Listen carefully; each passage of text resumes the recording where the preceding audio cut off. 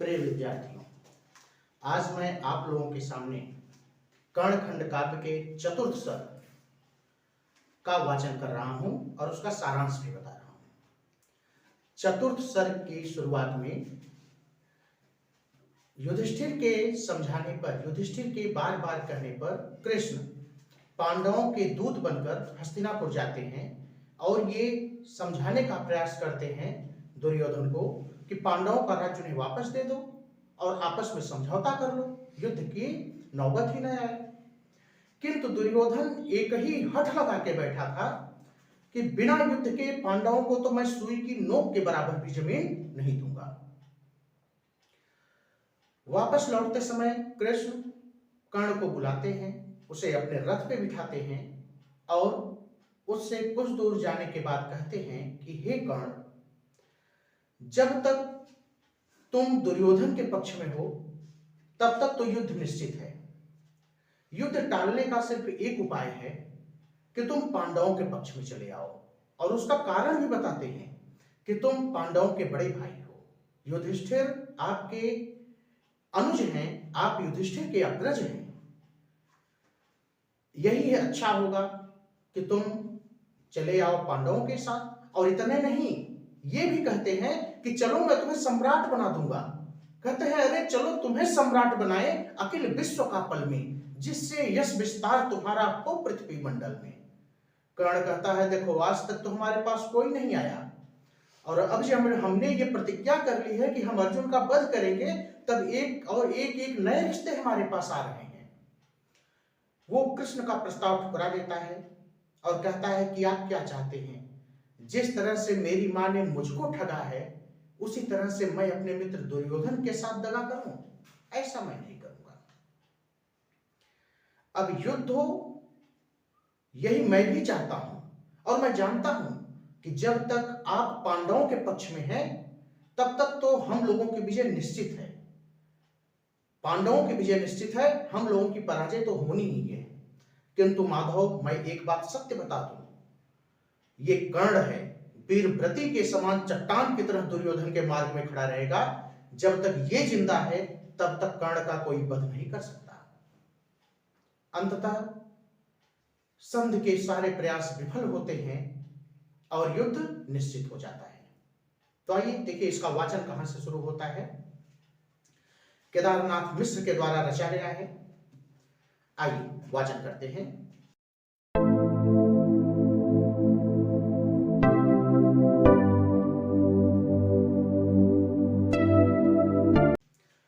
न्याय मांगते थे पांडव, पांडव न्याय चाहते थे। न्याय मांगते थे पांडव, कौरव पत्थल देते थे। दोनों दल विपरीत दिशा में नौका निस्खेते थे। एक और कामना शांति की छाया में चलने की, चाह दूसरी ओर युद्ध की लपटों में जलने की। एक और कामना की कुल का नाश न हो सब फूले, और चाह दूसरी ओर लगा दे चारों ओर बबूले। यत्न हुए बेकार, जितने भी प्रयत्न होने थे कि युद्ध न हो, सब बेकार हो गए। यत्न हुए बेकार, लगी होने रण की तैयारी। हुए युधिष्ठिर विकल लिए, प्राणों में चिंता भारी। सबसे ज्यादा परेशान युधिष्ठिर थे, क्योंकि वो जानते थे कि कर्ण प्रतिज्ञाबद्ध है, वो अर्जुन का वध अवश्य करेगा। इसलिए वो समझाते हैं, कृष्ण से कहते हैं कि हे मधुसूदन, आप शांति का दूत बन के जाइए। कहा कृष्ण से, दया सिंधु तुम शांति दूत बन जाओ। कौरव पांडव कुल को अब मिटने से हाय बचाओ। बनकर शांति दूत का ले संदेश आपके पावन, कुटिल कौरवों के सम्मुख पहुंचे केशव मन भावन। दुष्ट कौरवों के सम्मुख सबके मन को भाने वाले कृष्ण जी जाते हैं। तर्क किए, बहुयत्न किए, फल हुआ किंतु दुखदाई। और साक्षी है इतिहास, इतिहास गवाह है, साक्षी है इतिहास, लेखा विधि की ना गई मिटाई। युद्ध चाहिए युद्ध न कोई और दूसरा चारा, बार बार दुर्योधन ने बस यही लगाया नारा। दुर्योधन अंत तक कहता रह गया कि सिर्फ युद्ध, उसके अलावा दूसरा कोई विकल्प नहीं है। बिना युद्ध के तो पांडवों की सुई की नोक बराबर भी मैं जमीन नहीं दूंगा। कृष्ण जब वापस लौटने लगे तो उन्होंने कर्ण को बुलाया। लौटे जब श्री कृष्ण कर्ण को कर संकेत बुलाया, आदर और प्रेम से अपने रथ पर उन्हें बिठाया। अरे मंथन गति से रथ चलता था, लय भर तन मरमर में, हाथ कर्ण का था कृष्णा के कंज सुकोमल कर में। आज कृष्ण कर्ण का हाथ पकड़ के बैठे हैं और जब कुछ दूर जाते हैं कि पहुंचे जब कुछ दूर, कृष्ण ने कहा कर्ण से, भाई सोचो दुनिया किधर जा रही, किसने आग लगाई। अरे दुर्योधन का साथ न दो, वह रणोत्तम पागल है, देश दंभ से भरा हुआ अति कुटिल और चंचल है। यद्यपि नहीं पिता की जैसी वह आंखों का अंधा, यद्यपि वो अपने पिता की तरह आंखों से अंधा नहीं है, लेकिन उसके मन की आंख फूटी है, उसे सिर्फ पाप कर्म में ही रुचि आती है। यद्यपि नहीं पिता की जैसी वह आंखों का अंधा, अरे पर मन की आंखें फूटी हैं, प्रिय उसे पाप का धंधा। धर्म प्रिय दुति धर्म धुरी को तुम धारण करते हो, धीर धनुर्धर धर्म भाव तुम भव से भय करते हो। फिर क्यों आयु गंवाते, क्या समझा रहे हैं वाह मधुसूदन, कि फिर क्यों आयु गंवाते अपनी साथ दुराचारी के, और सर्वश्रेष्ठ क्यों पुष्प न बनते पांडव फुलवारी के। बताते हैं उसको कि तुम कुंती के ज्येष्ठ पुत्र हो, सिंहासन अधिकारी, और चाहो तो चरणों में लेटे रिद्ध सिद्धियां सारी, और चलो तुम्हें सम्राट बनाए अखिल विश्व का पल में, पूरे विश्व का, ब्रह्मांड का, पूरी पृथ्वी का राजा मैं तुमको बना दूं। क्या प्रलोभन है, चलो तुम्हें सम्राट बनाए अखिल विश्व का पल में, जिससे यश विस्तार तुम्हारा हो पृथ्वी मंडल में। युद्ध भयंकर पागलपन है द्वितक दानवता का, महाक्रूर परिहार मनुज संस्कृति का मानवता का। युद्ध से संस्कृति और मानवता का नाश ही होता है। ऐसे पाप प्रचार कार्य में तुम हो रहे सहायक, तुम ऐसे पाप कर्म में सहायक हो। अरे यह अनुचित है, हे महान ज्ञानी पांडव कुलनायक, हे पांडवों के कुल के शिरोमणि, यह कार्य तो बहुत गलत है, ऐसा मत करो। रोको इस विध्वंस यज्ञ को, अपने को पहचानो, और बैठे चलो इसी रथ पर, मत उतरो, मेरी बातें मानो। कर्ण बेचारा भाव विभोर हो गया, बहने लगी कर्ण की आंखों से अविरल जलधारा। कहा कृष्ण से, धन्य हो गया पाकर स्नेह तुम्हारा। कह रहा है कि इतना स्नेह मधुसूदन आप में भरा है, ये तो कभी आपने बताया ही नहीं। ऐसी कृपा, दया इतनी, यह करुणा, यह अपनापन, अरे कैसे इसे संभाल सकेगा मेरा मन मधुसूदन। कैसे बात तुम्हारी मानूं, कुछ न समझ पाता हूं, देख रहा हूं मार्ग एक ही जिस पर मैं जाता हूं, और अन्य दूसरी राह नहीं है, यही बड़ी लाचारी। संभव हो तो मुझे क्षमा कर देना हे गिरधारी। क्षमा मांग रहा है कि मैं नहीं कर सकता ऐसा, मैं अब जो कर रहा हूं वही करूंगा। मैं कुंती का पुत्र, कहीं तुमने यह बात निराली, बड़ी अजूबी बात आपने बताई है, पर यह मृदु जननी ने उस समय यह बात क्यों छुपा ली। कृपाचार्य ने स्वाभिमान जब नीचा मुझे दिखाया, जब कृपाचार्य ने पूरे राज दरबार में मुझे नीचा दिखाया, भरी सभा में उस दिन जब मैं गया हाय ठुकराया, अरे यो न उपेक्षित होता, मैं यूं भाग्य न मेरा सोता, स्नेहमयी जननी ने यदि रंजक भी चाहा होता। अरे उस ममतामयी माँ ने यदि जरा सा चाहा होता तो हमारा इतना बड़ा अपमान न होता। घृणा, अनादर, तिरस्कार, मेरी यह करुण कहानी, अरे देखो सुनो कृष्ण क्या कहता, इन्हें आंखों का पानी। जरा देखो हमारी तरफ और सोचो कि हमारी ये दशा क्यों हो रही है। और आज पुत्र हूं, दुनिया कहती है, आज पुत्र हूं मैं अधिरथ का, राधा मेरी माता, सूत पुत्र राधे नाम से सदा पुकारा जाता। अरे कैसे इनका साथ छोड़ मैं पांडव कुल में जाऊं, कैसे क्रूर बनूं, इनकी दुनिया में आग लगाऊं। फिर क्यों अवसर दूं लोगों को तिरस्कार करने का, कर्ण नीच कायर कृतघ्न है यह प्रहार करने का। अरे एक बार तो मेरा ऐसे ही बहुत अपमान हो चुका है, फिर एक कर्म ऐसा करूं जिसके कारण फिर अपमान हो, अब मैं ऐसा कार्य नहीं करूंगा। और क्या चाहते हैं आप, सम्राट बना देंगे, आपने यही जाना अभी तक मुझे मधुसूदन। राजपाठ की चाह नहीं है, चाह मैं पेश पाऊं, जिस पथ पर चलता हूं उस पर आगे बढ़ता जाऊं। हमें राजपाठ नहीं चाहिए। और बहुत देर हो गई जनार्दन, अब न बुझेगी ज्वाला, अब तो होगा वही कि जो निश्चित है होने वाला, और अब तो होगा वही कि जो तुमने करने को ठाना, कुंती कृपा कर्ण या अर्जुन यह तो एक बहाना। अगर आप चाहते ना मधुसूदन तो युद्ध नहीं होता, लेकिन आप चाहते हैं कि युद्ध हो, इसलिए युद्ध हो रहा है। और ये कहना कि आप युद्ध नहीं टाल सके, आप संधि लाए, संधि नहीं हुई, ये गलत है, क्योंकि अगर आप चाहते संधि हो तो संधि निश्चित रूप से होती। तब बोले श्री कृष्ण, कर्ण तुम सचमुच बड़े अभागे। कृष्ण कह रहे हैं कि वास्तव में तुम बड़े अभागे हो। मैंने यत्न किया, इच्छा की, भाग्य तुम्हारा जागे, पर अहंकार से क्रोध आया कृष्ण को भी। अभी तक तो बड़े प्यार से बात कर रहे थे, पर अहंकार से तुम मेरा प्रस्ताव वाष्ट ठुकराते, किंतु जान लो तुम अपने मिथ्या बल पर इतराते।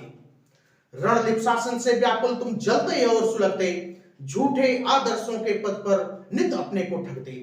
युद्ध ठानते हो तो ठानो, पर इतना निश्चय है, अर्जुन का गांडीव भीम की गदा युद्धि की जय है। कृष्ण को भी क्रोध आ गया, बोले कि युद्ध ठानते हो तो ठानो, लेकिन जान लो कृष्ण के सहयोग में अर्जुन और भीम इन्हीं की विजय होगी। कर्ण भी गंभीर हो गया थोड़ा सा, कर्ण तनिक गंभीर हो गए, उसी लहर में बोले जैसे तेजस्वी कहने को हिमाद्रियों मुंह खोले, कि विजयी होंगे भीम अर्जुन, यह सच है, यह निश्चय है। मैं भी जानता हूं, लेकिन इसलिए नहीं कि वो बहादुर हैं। अरे विजयी होंगे भीम अर्जुन, ये सच है, ये निश्चय है। अरे जिसके कृष्ण सहायक हो सर्वदा उसी की जय है। आप उनकी सहायता करेंगे इसलिए वो विजयी होंगे। पर माधव मत कहो कि अर्जुन अद्भुत है, दुर्दम है, महावीर है, महाबली है, वीरों में उत्तम है। घेरे रहती है अर्जुन को छाया सदा तुम्हारी, पार्थ अन्यथा वीरों की दुनिया का एक भिखारी। अरे जाकर कह दो इंद्रतनय से, जाइए जाके उस इंद्र के पुत्र अर्जुन से कह दीजिए, जाकर कह दो इंद्रतनय से, कर्ण आज दुर्बल है, अब मैं कमजोर हो चुका हूं। जिससे थे सब डरे हुए वह अब न कवच कुंडल है। कवच कुंडल से सब डरते थे ना, वो ले गए अर्जुन के पिता इंद्रा करके। अब मेरा पौरुष कम हो चुका है। किंतु खड़ा है वीरवती का प्रण चट्टान सरीखा, खड़ा आत्मबल और शौर्य दीपित दिनमान सरीखा। वासुदेव जाकर कह दो मैं वह निर्भय बलिदानी, अपमानों से लिखी गई जिसकी लघु जन्म कहानी। बताता भी है कि मेरे जन्म की कहानी बहुत लघु है, बहुत छोटी है, मेरी आयु बहुत लंबी नहीं है। लेकिन एक प्रार्थना है आपसे, विनम्र प्रार्थना है।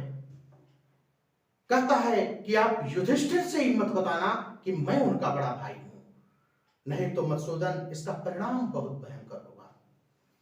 पर मत कहना धर्मराज से कि मैं उन्हीं का भाई केशव सच कहता हूं, इसका फल होगा दुखदाई। अरे सुनते ही वे रो देंगे, सब छोड़ यहां आएंगे, सिर पटकेंगे, सिसक सिसक कर आतुर सा पछताएंगे। मैं कृतज्ञ हूं दुर्योधन का, उपकारों से हारा, राजपाट उसके चरणों में चुप धर दूंगा सारा। दुर्योधन का मेरे ऊपर बड़ा एहसान है, मैं सारा राज्य दुर्योधन को सौंप दूंगा, और प्रभु पड़ेगा पांडवों को बनना फिर वनवासी, क्योंकि नीच दुर्योधन है अति कपटी और विलासी। कर्ण खुद कहता है कि दुर्योधन नीच है, लेकिन क्या करूं, उसका इतना एहसान है हमारे ऊपर कि मैं उसे छोड़ के और कहीं नहीं जा सकता। धर्मराज सम्राट अमर हूं, यही कामना मेरी, हो उनकी यश वृद्धि आपसे यही याचना मेरी। मैं भी चाहता हूं कि धर्मराज भी सम्राट हो, उनके यश में वृद्धि हो, हमारी आपसे यही प्रार्थना है। रुके कर्ण उनकी आंखों से निकली आंसुधारा, मुंह कणों को करुणा ने किसके किस लिए पुकारा। फिर बोले हे मुकुंद भावी भवितव्य प्रबल है, लिखा तुम्हारा होगा यह मेरा विश्वास अटल है। और विफल प्रयत्न हुए तुम माधव, यह तो एक तमाशा, आप प्रयत्न करें और सफलता न मिले। विफल प्रयत्न हुए तुम माधव, यह तो एक तमाशा, भ्रमित वही होंगे न जानते जो कि तुम्हारी भाषा। देख रहा हूं महामृत्यु रण फेरी बजा रही है, देख रहा हूं विभीषिका रण सैया सजा रही है। पी पी कर सुकुमार तुम्हारी मधुर हंसी का आसो, बहुत देर से मुझे बुलाते पार्थ तीर के माधव। हे माधव, पार्थ के तीर मुझे बुला रहे हैं, मेरी मृत्यु तो पार्थ के तीर से ही है, यह निश्चित है। प्रतिपल उसी ओर बढ़ता हूं, सुन ललकार मरण का, स्नेह तोड़ता जाता हूं मैं धरती के कण कण का। लेकिन एक बात की बहुत ग्लानि है मुझे, जिसके कारण मैं और पांडवों के सम्मुख अपना मुंह नहीं दिखा सकता। वो ग्लानि क्या है उसे भी बताता है कि दुख एक ही बहुत दिनों से हृदय पालता मेरा, एक ग्लानि का सूल निमिषपल हृदय सालता मेरा। क्या है? लांछित पीड़ित हुई हाय मेरे द्वारा पांचाली। मैंने पांचाली पर व्यंग किया था द्योत सभा में। लांछित पीड़ित हुई हाय मेरे द्वारा पांचाली, अपमानित की है मैंने उसके सुहाग की लाली। और दृढ़ कृतज्ञता को जिसने ऐसा दुष्कर्म कराया, मित्र की वह कृतज्ञता को भी धिक्कार है जिसके कारण मैंने ऐसा दुष्कर्म किया। प्रायश्चित करूंगा हे केशव, छोड़ नीच यह काया। हे केशव, हे कृष्ण जी, मैं अपनी इस शरीर को छोड़ करके ही उसका प्रायश्चित कर सकता हूं, और दूसरा कोई नहीं उपाय है जिससे किसी स्त्री के अपमान का प्रायश्चित किया जा सके। इसी के साथ कर्णखंड काव्य का यह चतुर्थ सर्ग समाप्त होता है। आपने बड़े ध्यान से सुना, इसके लिए धन्यवाद।